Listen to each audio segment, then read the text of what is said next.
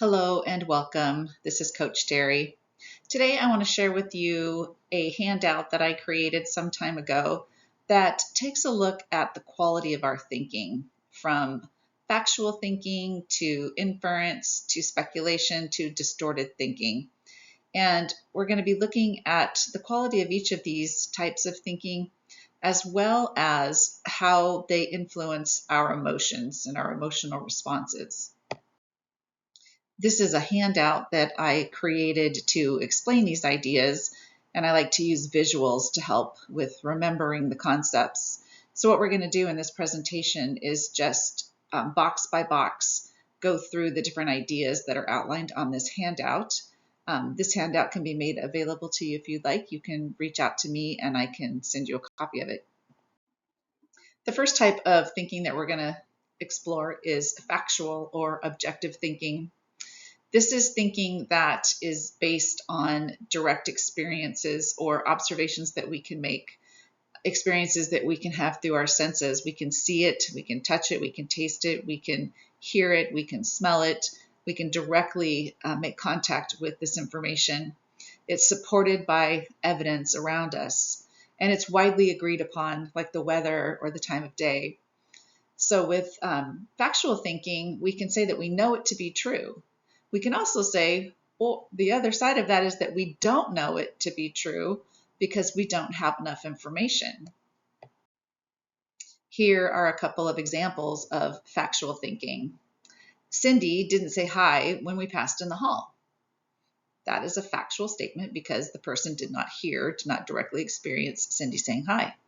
They could also say, I don't know why Cindy didn't say hi when we passed in the hall. That is also a factual statement because unless they ask Cindy why she didn't say hi, they don't know. Another example, my partner did not return my text. That's a factual statement.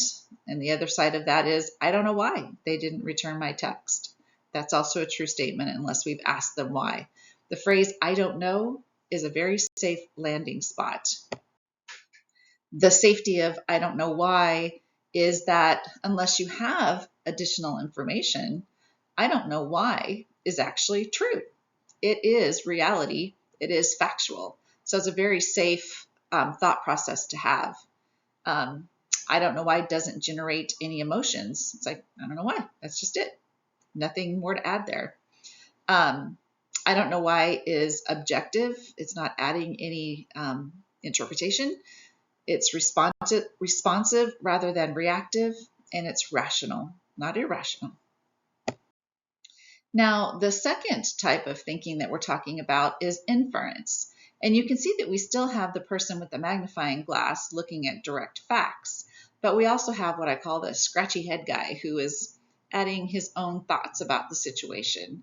And so with inference, we're deriving logical conclusions from what's known or assumed to be true. So we're looking at the situation and we're assessing, and based on our assessment of the situation and reasonable thinking, we're inferring what's going on. Reasoning from factual knowledge or evidence. So again, it's observing objective content, and it's likely to be true.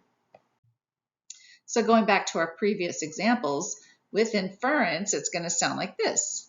I wonder what Cindy had on her mind that distracted her from saying hi when we passed in the hall. This person is inferring that Cindy had something on her mind that had her distracted. Typically, Cindy must say hi, but since she didn't say hi today, something must have been on her mind that distracted her from saying hi. Or, my girlfriend didn't text me back. She must be busy. So inferring that since she didn't text me back, and she usually does, is kind of implied, she must be busy, she must be happy, she must have something else going on.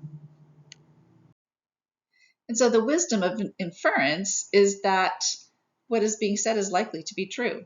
It's not a wild guess, it's a pretty strong possibility.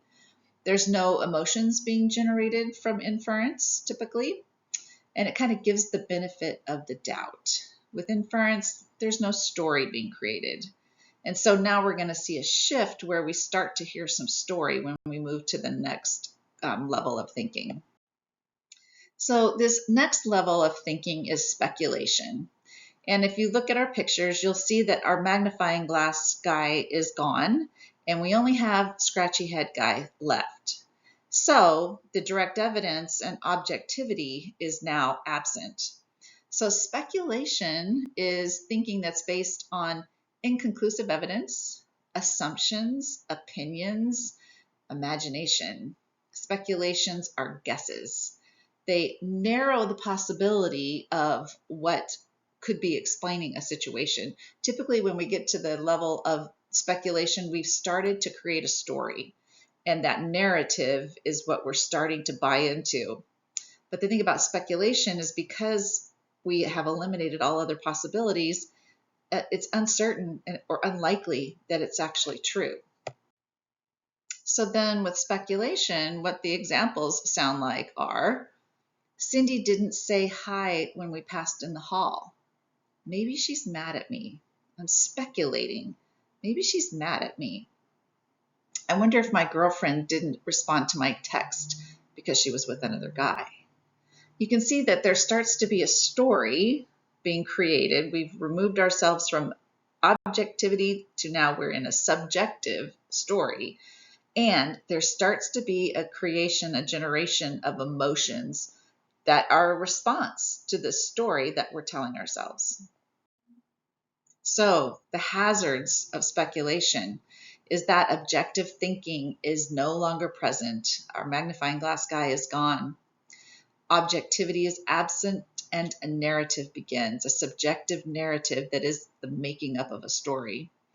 And this false story starts to generate emotions. We start having emotional responses to the story that we're telling ourselves. So the last level of thinking on this spectrum I call distorted thinking. You see that the brain is out of order. Now this next phrase, if we could really grasp this and ingest it and operate from it, we would all be doing really well. This idea that assuming an idea in your mind is the same thing as reality and believing it to be true.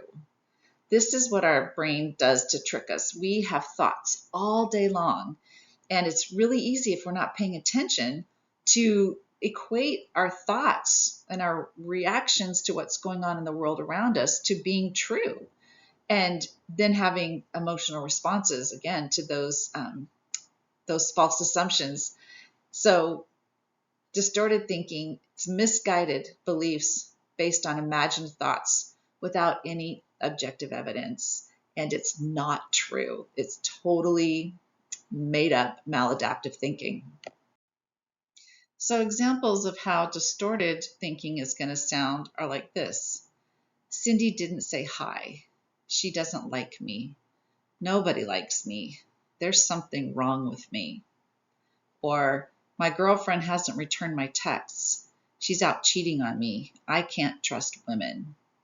Now, these might sound like extreme examples, but this kind of thought pattern happens all the time.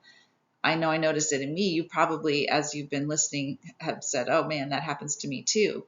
And if it's happening to you, you can imagine that it's happening to everybody around you, that we're all involved in this kind of thinking. These processes are going on inside all of us, whether we are aware of it or not.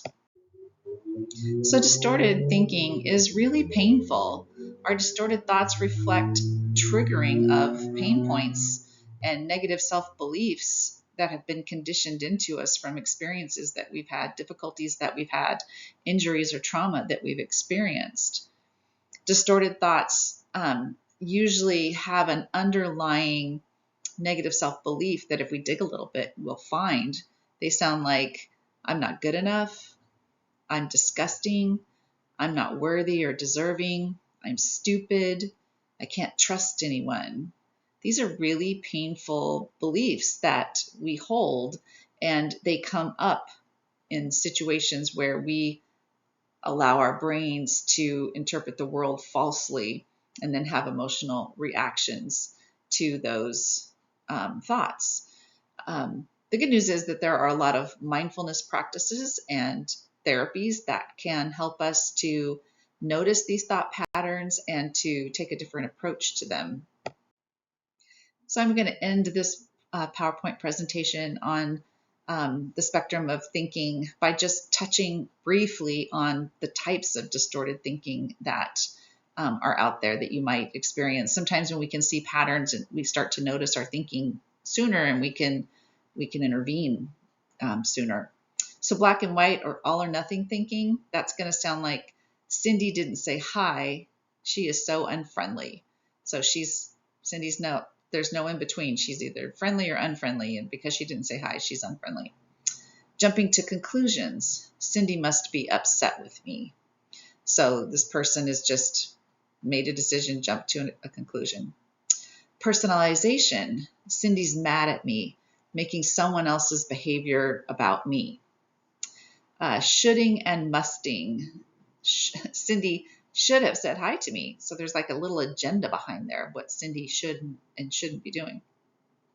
Magnifying or minimizing, Cindy never says hi to me. Fortune telling, I'm never going to be able to make friends at this job. Comparison, I would never ignore someone in the hall. Catastrophizing, there's something really wrong with me. Labeling, I'm a reject. Cindy's mean. And then disqualifying the positive. Cindy may have said hi to me yesterday, but she didn't say hi to me today. So these are just some examples of thought distortions, distorted thinking that can get in our way. As I said, there are mindfulness practices that we can put into play to help us to notice these thinking patterns when they arise and to deal with them so that we get back to that more factual thinking or inference. But that's a topic for another day. I hope that this has been helpful to think about the different quality of our thinking and how it affects our emotional expression. If you have questions, please reach out to me, and I'll look forward to the next time we get together.